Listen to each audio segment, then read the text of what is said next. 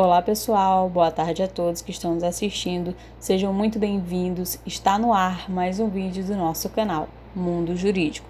Eu sou Alana Viegas e hoje iremos falar sobre denunciação da lide. Bom, está elencado lá nos artigos 125 ao 129 do Código de Processo Civil de 2015. Vamos começar aqui, dando um conceito à denunciação da lide.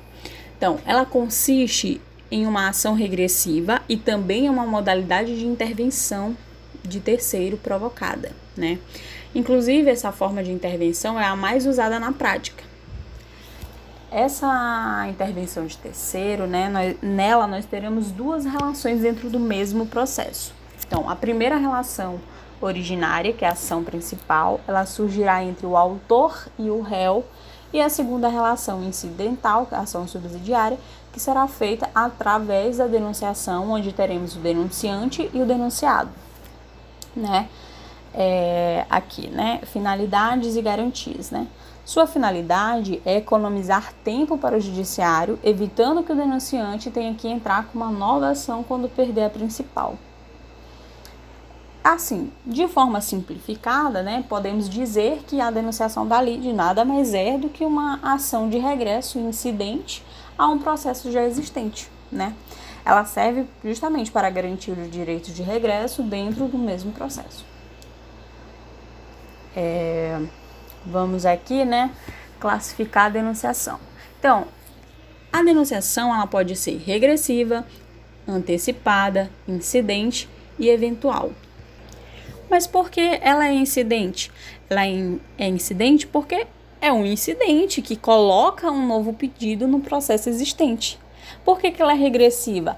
Ela é regressiva porque devido à pretensão de ser regressiva ou de garantia. Por que ela é eventual? Ela é eventual porque essa nova demanda ela só irá ser analisada se o denunciante for derrotado na ação principal. Então, ela é antecipada também devido ao fato do denunciante se antecipar antes que ele sofra qualquer prejuízo, Bom, depois dessa introdução, dessa breve introdução, vamos aqui falar das hipóteses de denunciação. Primeiro, denunciação de garantir direitos de evicção. Segunda, a garantia de regresso na previsão legal, E a terceira, uma garantia de regresso via contrato. Lá no artigo 125, inciso 1º, trata-se de garantir o direito à evicção. Então, trata-se de uma denunciação da lide ao alienante imediato para garantir o adquirente dos riscos da evicção. Mas o que é essa evicção, Eu vou dar um conceito de evicção para vocês. Ela é uma garantia legal ofertada ao adquirente, já que se ele vier a perder a propriedade, a posse ou o uso em razão de sua decisão judicial ou de um ato administrativo que reconheça tal direito a terceiro. Então, possa ele recobrar de quem lhe transferiu esse domínio ou quem pagou pela coisa.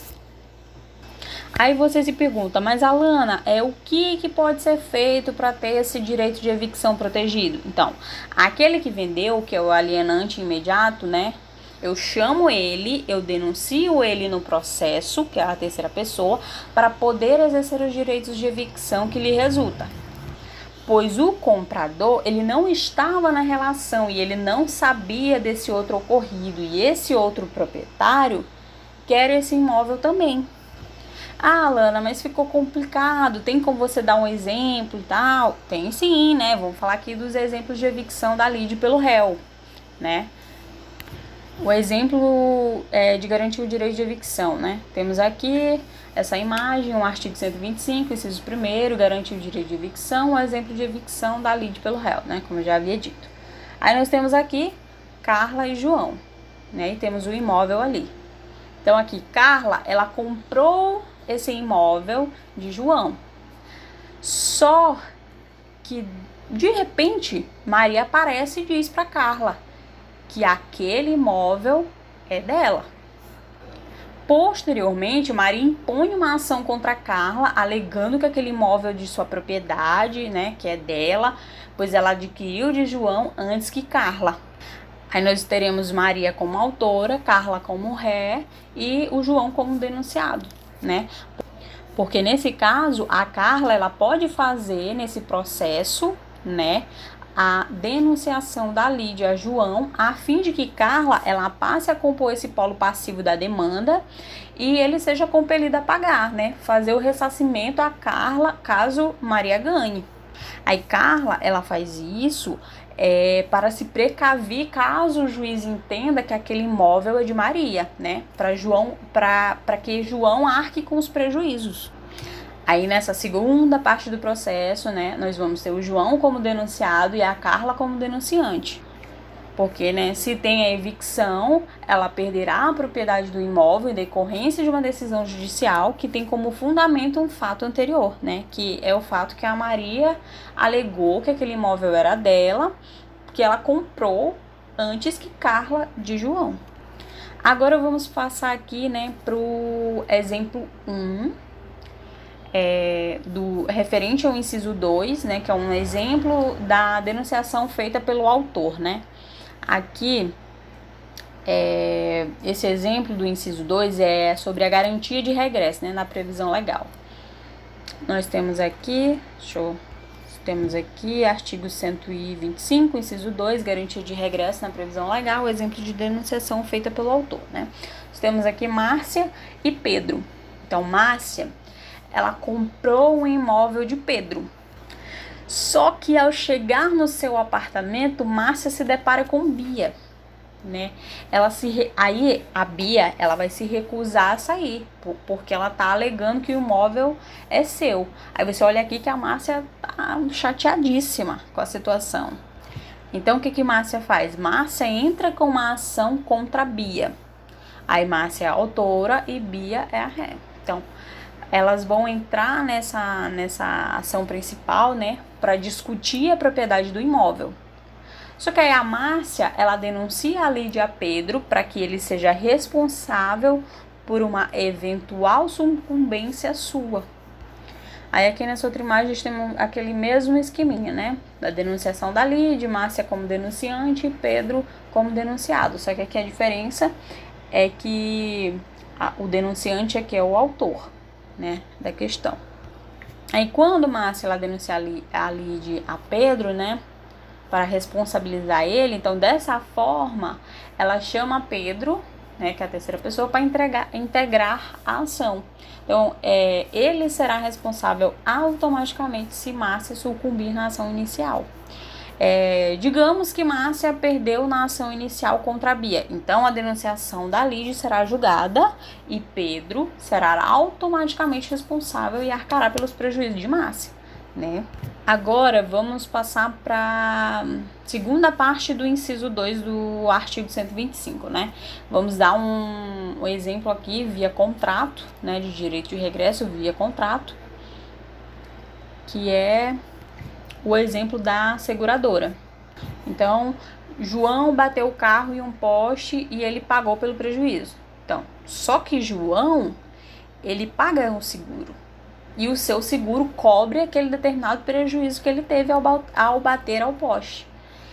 Então, para que ele não tenha que entrar contra a seguradora depois, para ela ressarcir o que foi gasto, já denuncia a Lídia, né, já denuncia a seguradora a Lídia e ela já entra no processo. Só que muitas vezes a própria seguradora, ela otorga aquele processo por se tratar de um interesse próprio, de um interesse dela, né? Por no final das contas, né, quem vai ter que arcar com o prejuízo é ela. Eu vou fazer aqui um breve comentário, né, sobre o artigo 121, parágrafo 1º. Então, aqui, a pessoa ela não vai perder o seu direito de regresso, né? Se você não fizer ou não for admitida essa denunciação da Lídia, no final do processo vai ter que mover um novo processo contra a outra parte que seria legítima para estar ali como denunciada. Agora iremos falar sobre os procedimentos da denunciação da Lídia. Aqui no artigo 125, parágrafo 2º do Código de Processo Civil, ele refere-se sobre a denunciação sucessiva. O que eu posso falar para vocês da denunciação sucessiva de forma simplificada, né? Que ela traz uma limitação, né? Ela há um limite. você pode fazer apenas uma denunciação da lide, né? Como assim, Alana? Assim, você tem A entra com uma ação contra B, autor e réu na ação inicial. Aí nós temos aqui, B entra com a denunciação da lide contra C, tudo certinho. Aí C pode entrar com uma denunciação sucessiva contra D, né? Aí nós já temos o limite aqui, porque D não vai poder fazer uma nova denunciação contra E, por exemplo. Vou fazer um breve comentário sobre denunciação per saldo, né? Antes ela era permitida lá no CPC de 1973, só que agora ela não é mais permitida, né? Vou dar um exemplo possível para vocês. Então, Maria comprou um terreno de Carol. Só que quando Maria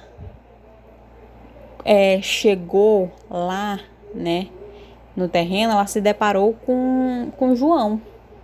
Então, Maria mandou João sair, só que João falou que ele não ia sair porque ele havia comprado aquele imóvel de Carol. Então, João, ele se recusou a sair. Então, Maria, autora, entrou com um pedido contra João, que será o réu, a ação principal. Aí, Maria faz a denunciação ali a Carol, que é a vendedora, né, que vendeu. Então, essa denunciação, ela é possível, pois ambos têm uma relação jurídica direta com Carol. Mas aí vocês me perguntam, Alana, o que mudou afinal? O que mudou foi que Maria, ela não pode entrar com um pedido contra José, por exemplo. José já é uma quarta pessoa no processo e que essa pessoa, ela não tem uma relação jurídica direta com ambas, com as outras citadas. Mas no Código de Processo Civil de 1973, era possível que o adquirente ele denunciar a lide, né, a quem vendeu a ele ou a quem vendeu a quem lhe vendeu. Então era mais complicado. Então o CPC de 2015 ele trouxe esse limite aí, né?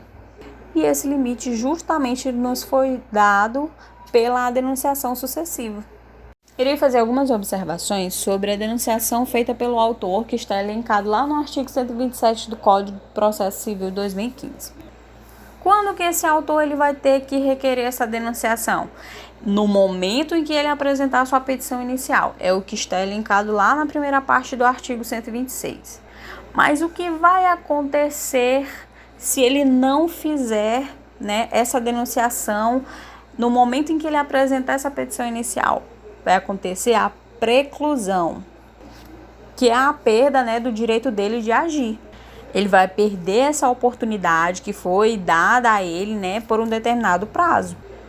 Esse denunciado, né, ele vai poder assumir a posição de litisconsorte ao lado do denunciante. O que é esse litisconsorte, né? O indivíduo juntamente com outro. É um indivíduo que ele vai estar juntamente com o outro. Ele vai pleitear, ele vai contestar, ele vai iniciar uma ação. Então, esse é o litisconsorte. Então, ele vai estar ao lado do denunciante. Beleza. Mas isso não quer dizer que porque o autor chamou ele lá, através da denunciação, que ele deve ficar do lado do autor. Não. Ele vai dizer, ele pode simplesmente dizer, ué, eu não tenho nada que ver com isso. Eu não tenho nada que ver com isso. Então, ou ele pode ficar do lado do autor, ou ele pode ficar do lado do réu, ou ele pode permanecer inerte ali, né? Ser chamado e ficar no seu estado de inércia. Então, nesse caso, ele vai ser considerado revel. O que quer dizer que ele vai ser revel? Ele vai ser revel porque ele não contestou a ação no momento que ele foi chamado. Então, já que ele não se manifestou, né, ficou lá no seu estado de inércia, ele vai ser considerado como revel na demanda regressiva. É isso que está dito lá no artigo 127. Quando é que o réu vai ser citado? Ele vai ser citado somente após transcorrer aquele prazo, né, que foi dado, né, para contestar a ação regressiva e depois que aditar a inicial. Irei também fazer uma pequena observação sobre a denunciação feita pelo réu, né, está linkado lá no artigo 128 do Código de Processo Civil de 2015. Então, quando é que o réu ele deve requerer a denunciação dele? No momento da sua contestação, é o que diz lá no artigo 126. Ele tem um prazo de 30 dias para fazer a citação. Mas se ele não fizer, o que vai acontecer? Ele vai ficar sob pena de se tornar sem efeito a denunciação dele, né? A denunciação dele não vai ter efeito no processo. Está lá elencado na parte final do artigo 126. E com relação a esse prazo, né, e essa pena, está lá no artigo 131 do Código de Processo Civil. Após a citação dele no processo, de que forma que o denunciado ele vai poder se portar? Está lá no artigo 128. Então, o artigo 28, inciso 1º, diz que ele vai poder se portar, né, ele vai contestar o pedido do autor e autuar ao lado do denunciante como litisconsorte. Aí, o inciso 2º, ele vai permanecer inerte, né, uma hipótese em que o denunciante ele poderá deixar de prosseguir em sua defesa, restringindo a sua atuação à ação regressiva. Inciso 3º, né, ele vai confessar os fatos que foram alegados pelo autor, podendo o denunciante prosseguir em sua defesa ou aderir ao reconhecimento e requerer apenas a procedência da ação regressiva, né? Gostaria de fazer também, né, uma pequena observação sobre a influência da residência do denunciado nesse caso, né? Se caso o denunciado ele resida em uma outra comarca, uma subseção judiciária ou outra seção, ou ainda em um lugar incerto, o prazo para essa citação será de 2 meses. Ele terá 2 meses para fazer essa citação com questão à residência, né? Então, é bom lembrar que essa demora na citação, né, por motivos inerentes ao mecanismo da justiça, não tem o condão de gerar qualquer prejuízo sequer, entendeu? Para o denunciante que providenciou a citação dentro do prazo. Então, ele fez ali a citação dentro do prazo dele, tudo ok. Nosso último tópico de hoje será o artigo 129 do Código de Processo Civil de 2015. Então, esse artigo ele se refere à perda do denunciante na ação principal, que é de forma simplificada na hipótese do juiz julgar ou não a denunciação da lide. Então, se o denunciante perder na ação principal, o juiz vai julgar sua lide. Mas se ele ganhar na ação principal, a denunciação ali não terá o pedido examinado. Beleza? A gente viu isso lá naquele artigo, lá no exemplo, na verdade, do artigo 125, inciso 1º, que falava de evicção da lide pelo réu. Então, dessa forma, podemos dizer que a denunciação tem em si uma certa relação de condicionamento, porque só vai acontecer isso se você perder, entendeu? Nós só vamos ter o julgamento da lide se perder na ação principal. Então, temos aí um condicionamento. Esse foi o nosso conteúdo de hoje, pessoal. Espero que vocês tenham gostado, né? Mas agora, eu terei aqui 2 perguntinhas que eu separei de 2 de nossos inscritos, que uma é do Giovanni e a outra é do Kevin. Então, o Giovanni perguntou: Alana, a denunciação da lide é obrigatória? Não é obrigatória, né? No Código de Processo Civil, a denunciação da lide é sempre facultativa. Então, de sua falta não resultando na perda do direito de regresso, pois o parágrafo 1º do artigo 125 estabelece que o direito regressivo será exercido por ação autônoma quando a denunciação da lide for indeferida, deixar de ser promovida ou não for permitida. Na verdade, a denunciação da lide, né, ela só deve ser admitida, né, aceita, quando o denunciado ele está obrigado, tanto por lei quanto por contrato, a indenizar, né, alguém em uma ação regressiva o prejuízo do que perder a demanda. O Kevin perguntou: Alana, essa forma de intervenção de terceiro pode ocorrer em qualquer tipo de processo? Não, Kevin, não pode. Porque a denunciação da lide, né, ela consiste numa ação regressiva, né?